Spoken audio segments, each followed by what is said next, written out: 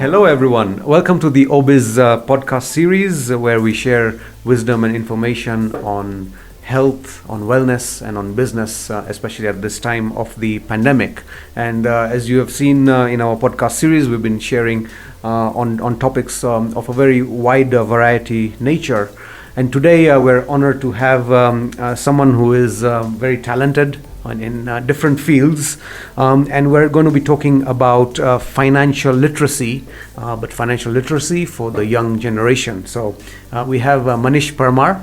Welcome, Manish. Thank you so much. Why don't you tell us about yourself, Manish? Thanks, Snehar, for giving me the opportunity to come here. Snehar, it's been a long journey. 28 years in banking. I started my first job at Victoria Commercial Bank. But you look 35. I'm actually 35, so I shouldn't have said that, I think. Huh? Right. You started your career at Victoria so Bank. In 1982, I started my career at Victoria. Started at a very junior position. I was an IT officer, so I'd actually studied programming, but there was no scope of programming in 1992. There were no computers in the people's houses, and so I was doing clerical job in the IT department, and found it a bit boring, and I started taking interest. So when I used to finish my work, I go out and help the credit department, credit finance department. So I've been through the entire journey. I also done cashiering to become a director of the bank currently. So you're it's a been a career good banker, journey, and you've risen through all the steps. Yes, and I think there's something to learn from here is I did not work for a position, neither for money. To date, I don't ask for how much I need to be paid. It just comes in. So my advice to the youngsters is when you are taking up a job or you're working at an institution, work as if it's your own organization. Don't worry about the title. If you have a title, you're limited to a role. That puts limits in you. And when you work without a title, you work beyond limits. And don't only look at money. This is karmic. Whatever you give out to the world, including your workspace, the money will always come back to you. So give in everything you have, passion, enthusiasm, and 100% success will be yours. Right. So Manish, you have a very unique approach to your career and life. But do you think where you are today, is it because of the organization that you joined and sort of their culture and their approach, or is it more your approach to it? So, for example, would you be in the same place you are if you say, for example, you are in a different organization? It's a very tricky question, I would say, but I think I joined a young organization. So when I started, we were 5 people. So of course, there's easy opportunity for me to grow. But if you join a large organization with 1,000, 2,000 people working, it's not going to be easy for you to grow. So I think your question is pretty valid, that organization does play a very vital role in one's growth. So if it's like investing in a company. Yes. If I'm going to invest in your Azure, and it's a growing company, I'm going to make money. And if I invest in the competitor who is already there, I don't think how much more can he grow. Right. Okay. Yeah. So I think that there's an advice there in itself. There's also, I think this part of one of my wealth advice I'll give will be the skill set. I think I'll come to that later, but there's something else I've taken interest in. In banking, I've had tens of thousands of meetings. I have thousands of clients. And there's a karmic effect. There's what happens from production to the end buyer. A bank plays a role. Being a financier, you become a partner. So when I used to see polythene bags floating in the rivers, when I see logs of wood piled up that have been bought from maybe Congo, it used to hurt my consciousness. I used to have sleepless nights. So I took up courses. I've taken up courses, social entrepreneurship with Harvard University. I just completed it. And I've done conscious capitalism with Babson University. Right. I've also done that. Okay. Now, what is social entrepreneurship? The best example is you, Snehar. So Azure goes out to the rural areas and lights up. And we have talked about how you're impacting the families. Absolutely. And uplifting these families. So that's social entrepreneurship. Conscious capitalism is where the environment and the society become stakeholders in your business. They become partners. So it's not about corporate social responsibility. Your mission and vision actually has the environment and the society embedded within it. So they become partners. So part of your profit must go to the society and environment. Apart from protecting them, you need to uplift them. Wow. So that's conscious capital. And a study shows that conscious companies have outperformed normal companies Yes. by 10 times. Right. And So- with what we are seeing with global Yeah. climate change, etc., that should be a new way, different Yes. way of doing core business. It's not just So something you do on the if, side. If right? you would go to Harvard University 10 years back, 15 Yes. years back, Yes. it was more about strategy, marketing, and that's what they were teaching. But if you go to the latest business universities, this is what they're talking about. Social entrepreneurship and conscious capitalism. That's the new thing. And I'm so glad that they're doing that, because the new generation will actually bring the planet back to par. It'll be not about money, it'll be about impact. So thanks, Manish, for giving us some background insights of not only your career journey but your life journey. So what I can see is you believe in lifelong learning, and you mentioned some of the courses that you've done. You've also worked and got the wisdom from some of the sort of lifestyle gurus like Robin Sharma and the likes. How is that interaction been? So I think my life completely changed when I picked up the Monco Solis Ferrari. Yes. I became a big fan of Robin Sharma, and I've always wanted to meet him, always wanted to train with him. And I think the law of manifestation, this happened that we brought him into Kenya as the bank. We hosted him for our clients. Then I made contact with him, and I went to start training with him. So he has this summits called the Titan Summit. And what happens at the Titan Summit is like-minded people, these are authors, filmmakers, film producers, athletes, the best in the world, come into one room. We are locked in for 4 days Right. in a hotel. And Robin Sharma personally trains us, and he gets people like Steve Wozniak, the co-founder of Apple. Yes. He's trained us. So he's trained us of how we become two adults. We are too much, we have forgotten our childhood. Creativity happens when you remain a child. So I said, do your hobby. When you sing, that brings back, your hobbies bring back to your originality. That's my meditation. Exactly. Yeah. So that meditation, that originality makes you more innovative. That's what we learned from Steve Wozniak. This Dr. Greg Wells, he's the author of Superbodies. He trains us on fitness, longevity. Dr. James Rose Devaney, Shaquille O'Neal, the basketball legend. Yes. He trained us on family. And I think one of the best learnings I got is the late Dr. Sin Stephenson, who is a social media celebrity. He was born with a deformed body. Right. And he's also in a wheelchair with a deformed face. He's had 250 fractures in his lifetime, and he was ridiculed, not accepted by the world. And he came and taught us that happiness is an inner thing, not an outer experience. I see. And he teaches us how anything happening outside you should not matter as long as you hold yourself inside you. So what happens in the Titan Summits is they reprogram your mindset, heart set, health set, and soul set. So Robin Sharma has recently added the soul set into it. So he's I see. giving a 360 view, bringing spirituality into it. Wow. So I've been to a couple of them in Switzerland, Canada, Right. and it's been magical. And you put all that you learned there Yeah. into practice. So if there's one thing, Manish, that you take away from Robin Sharma, one learning, what is that? One learning I would say is Robin Sharma says keep life simple. I think we are running behind every opportunity. We want to do everything. I think there are companies, they have 10 products, they want to do 50 products, they want thousands of clients. It's all about quantity. Robin Sharma says, even if you do one art piece in your entire lifetime and it's best in the world, that's good enough. So keep it simple, do a few things, but do them best in the world. Wow. So those are very good learnings. Now coming to the youngsters and how they look at finance, what are the messages you want to give them? Oh, this is going to be very interesting, Snehar. So let's look at the Forbes 400. The Forbes 400, the latest study shows that 33 out of the 400 acquired health through inheritance, to their parents, to the families. 33 out of 400. They acquired their wealth through inheritance. Right. 36 out of the 400 either went to Harvard, Yale, Princeton, or Stanford. So that's how they became successful. But majority, 360 plus, either had a college diploma or none at all.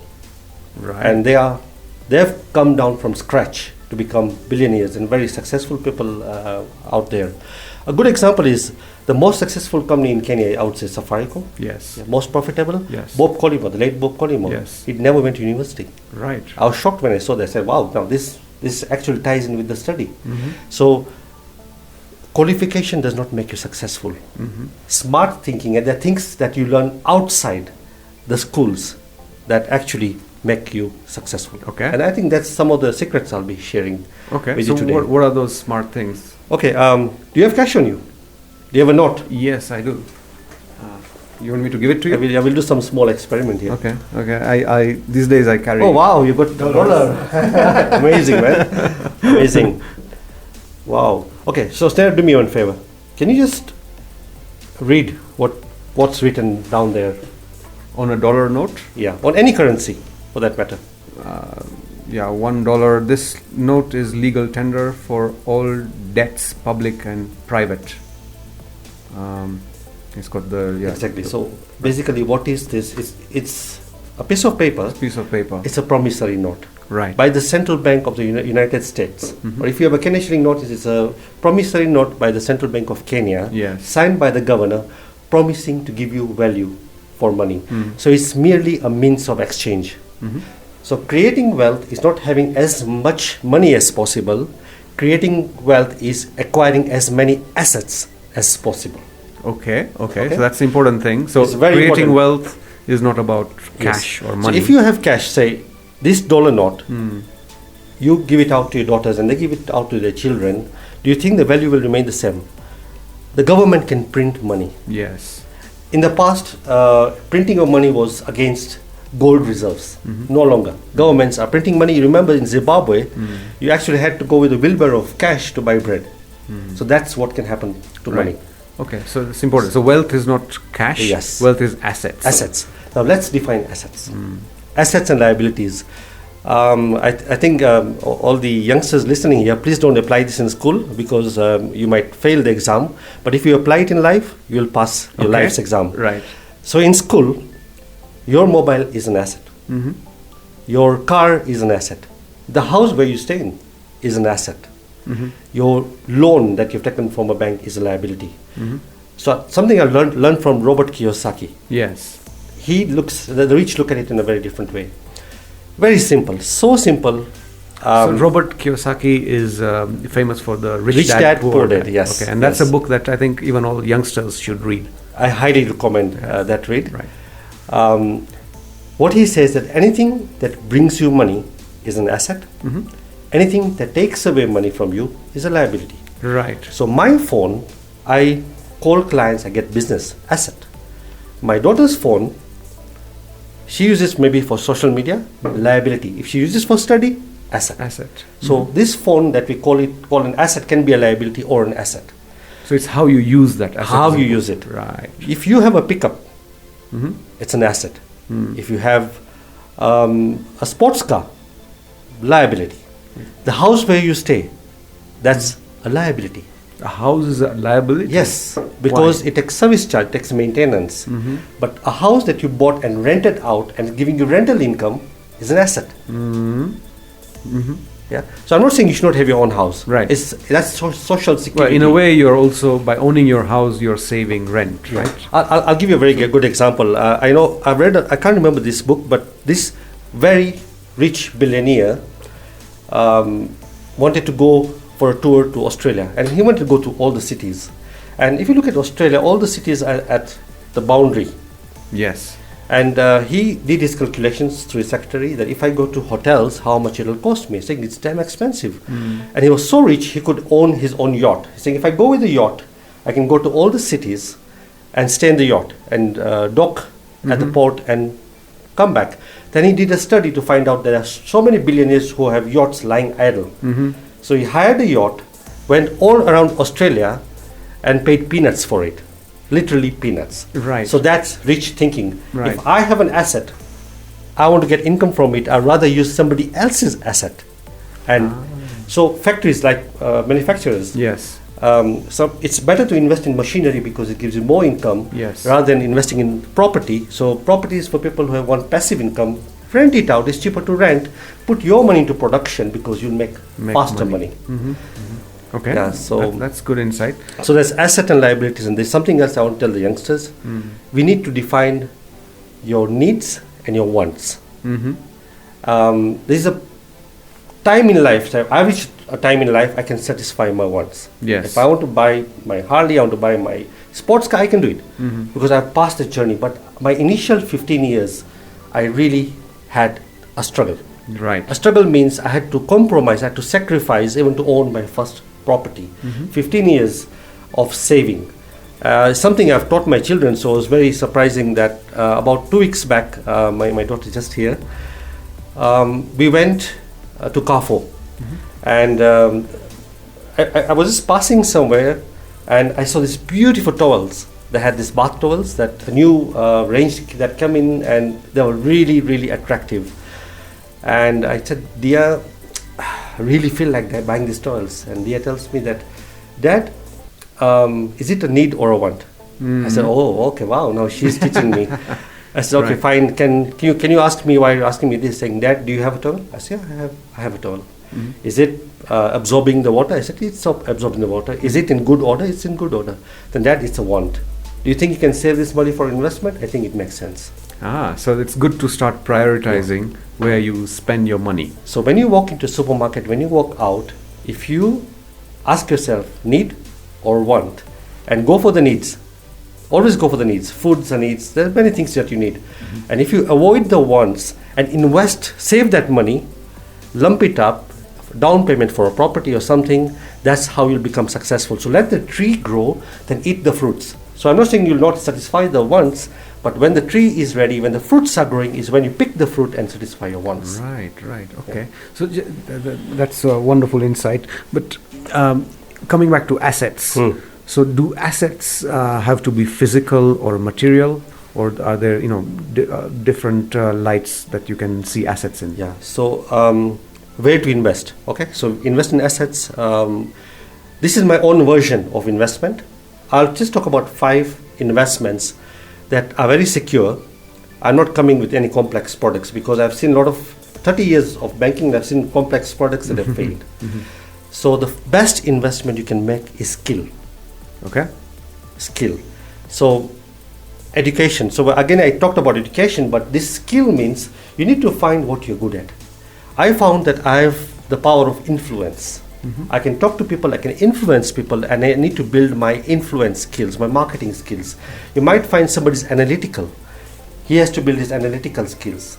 So if you can invest in skills, that's what I did with the Titan Summits, Robin Sharma. Yes. Very expensive courses. Invest, but it pays you back 10 times. Let me give you an example. Do you like cooking? Yes. Karoga. Karoga said, do you cut vegetables? My wife does No. that for you. Yeah. Okay, so the normal trend is like when you go into the kitchen and you want to cut your vegetables, you'll normally look for the same knife because that same knife is the sharpest knife. Yes. And it cuts well. Similarly, in any organization, if you sharpen your skills, don't rely on your employer to invest in your education. It's your own duty. If you have been hired as a consultant to go out and give your services to an institution, it's your responsibility to sharpen your knife and uplift your skills. So that's something I do very regularly, and it's very cheap. So that's actually very important. So what you're saying is sometimes you don't wait for the employer to send you to training courses. If you feel that you need to develop a certain skill, be proactive, spend on that. And sometimes even if you propose, I guess, to an employer to say, can we cost share this? So this is different ways of thinking. Of course. I think employers are very proactive and are helping. But I say that when you build your skill remains with you. Yes. Even if you lose your job, why I say skill is number one investment, you'll always be able to put food on the table. Okay. If you have carpenter skills, your music skills, whatever you have, you'll never die hungry. Number one. Number two, I would say network. Your network is your net worth. Yes. Right now, even getting a job without a connection is a problem. If you start a product and you have to market your product without connections, has become a problem. The bigger network you build, the more successful you become, because you have a larger audience to sell to, a larger audience for connections to get things done. Okay.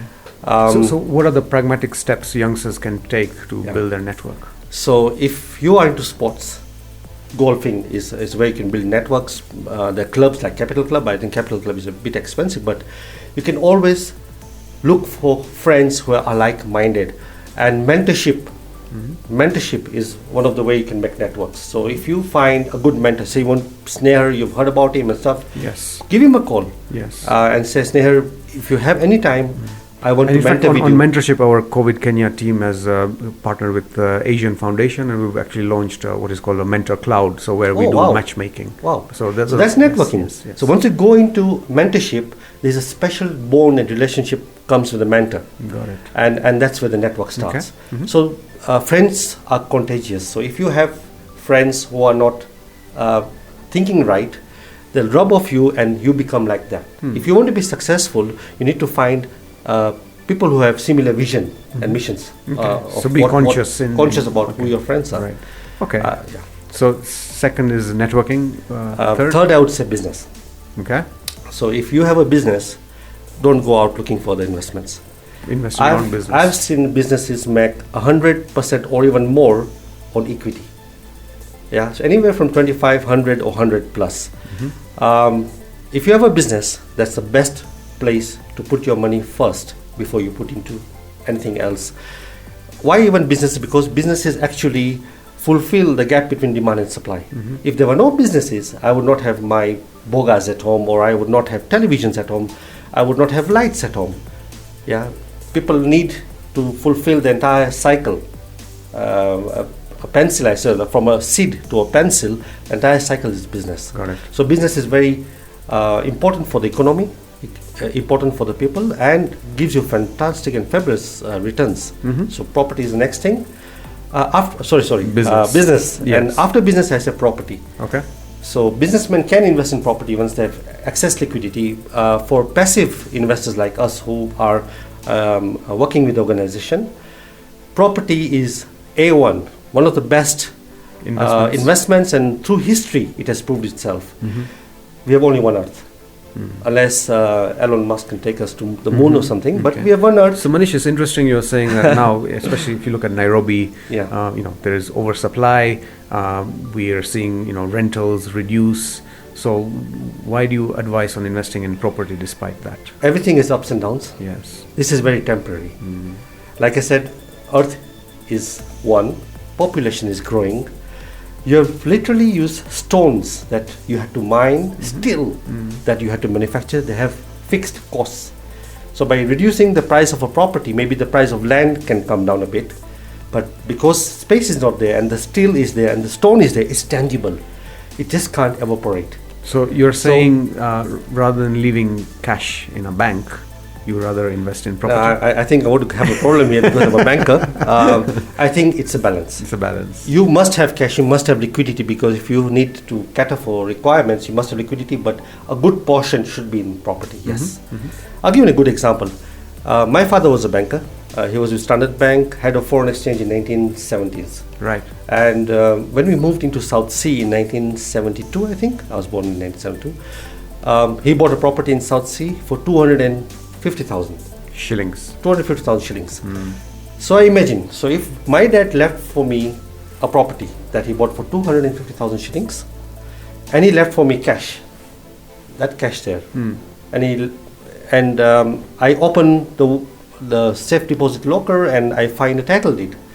That same property in South Sea today is valued at over 80 million shillings. Wow. So 250,000 has become 80 million in property. If he left cash 250,000 in a bank, even with interest, maybe it will be 2-3 million shillings. Right. Wow. So that's property for you. I always say for youngsters, I know you're always eager to buy the first car. Save. Your car money should be the down payment.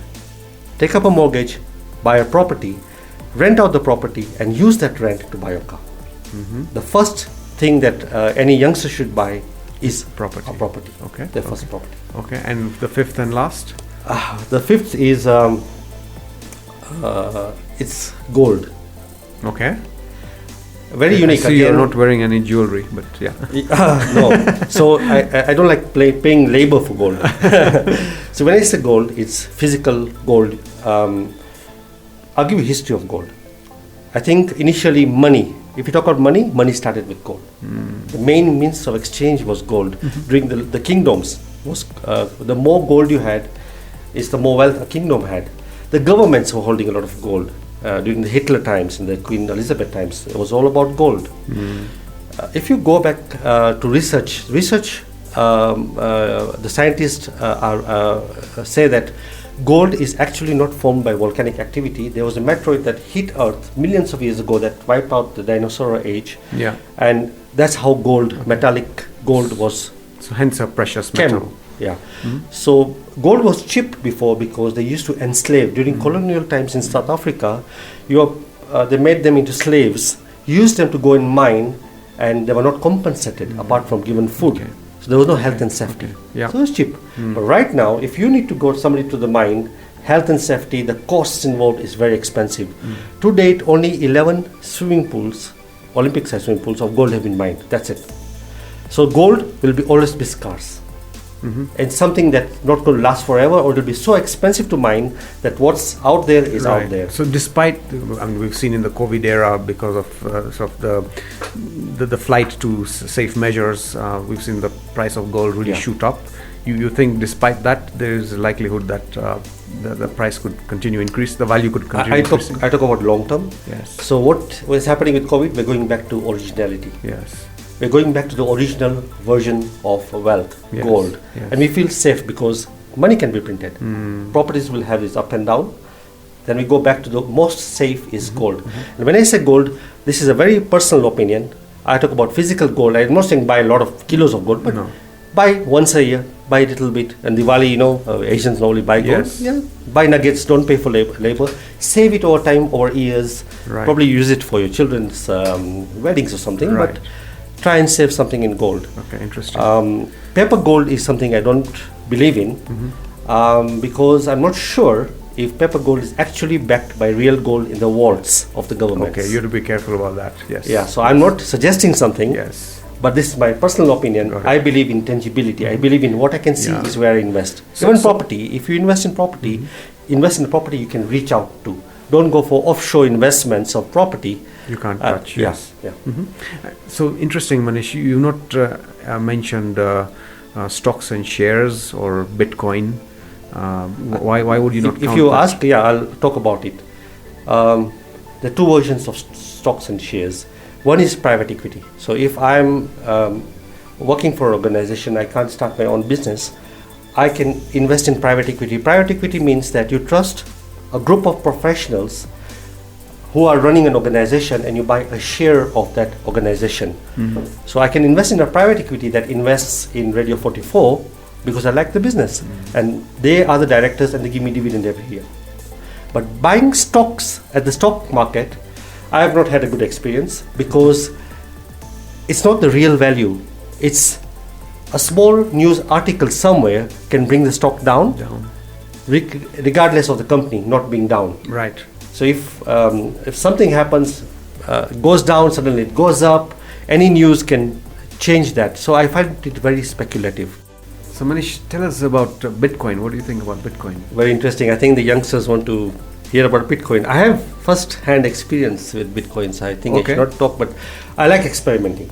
Not that I'm a big investor or something. I like experimenting. When I hear about something and if I'm in wealth advisory, I need to know what I'm talking about.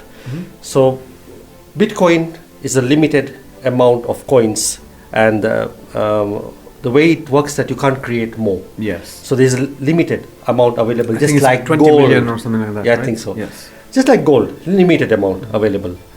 So why Bitcoin took off is money can be printed. You can create more money and have a whole wheelbarrow to go and buy bread like Zimbabwe. But you cannot create any more Bitcoins. You can only divide Bitcoins to more Bitcoins. but you cannot have more Bitcoins. That's why the value started rising up. Then you find everybody started coming with different cryptocurrencies, the ripples, and there's so many Ether, and I think it went out so much, and you also find a lot of fraudsters came in, paying you interest on your Bitcoins of 10-20%, and they actually went away with your Bitcoins. You can't trace them. The problem with Bitcoin is it's not traceable. There is no name, there is no account number, so people can do illegal activity using it. They can buy arms, they can buy drugs, they can do other things and not be traced. So if they can put legal framework around cryptocurrency, I think that's going to be the next biggest thing. You don't need to buy pounds to buy something from London or buy dollars for New York. If you have Bitcoin, you can trade all around the world. So it's a matter of just putting a KYC framework around it. Okay, wow, great. So Manish, I've certainly learned a lot, and I'm quite experienced, but I'm sure for the youngsters, the wisdom you've shared is just fantastic. So thanks for those insights. Any last messages you want to give our listeners? Yeah, so I think I'll tell them one thing is impact is a larger measure of success than income. Yes. So life should not be only about money. Life should be about making a difference. When you work for impact, money follows you, because it's law of karma. When you do something good, it always comes back to you. So the best example of impact I can give right now is Nehar, you. Your company is very impactful. I think I should be sitting on the other side next time and I take your interview. People should know what you're doing. You're changing people's life. Yes. And that's the message to youngsters. It's not about money. Wangari Maathai did not do whatever she did for money, or Mahatma Gandhi. It's not always about money. Steve Jobs, or we talk about Microsoft, the richest man, Bill Gates, had passion to deliver a menu on the computer. And he did that, and he became the richest man. He didn't do it because he wanted to be rich, because he was passionate about it. So there's some other learning, like the law of manifestation, the law of abundance, the law of circulation. If I go into that, we'll stay here forever. Okay. So we'll have to do another session on that. We can do. I said the audience can go to my website. Okay. Which is what? Verticalbeing.com. Verticalbeing.com. Yes, so www.verticalbeing.com. Okay. All my podcasts are there. I run a series called 1 Minute to Success. Okay. I've learned that the audience don't like to hear a lot, so I put them in 1 minute tips. If they listen to that, I can guarantee them success. Fantastic. Well, we can see your passion and wish you the best. And thank you again, Manish. Thank you, Sneha. Thank you. Thank you.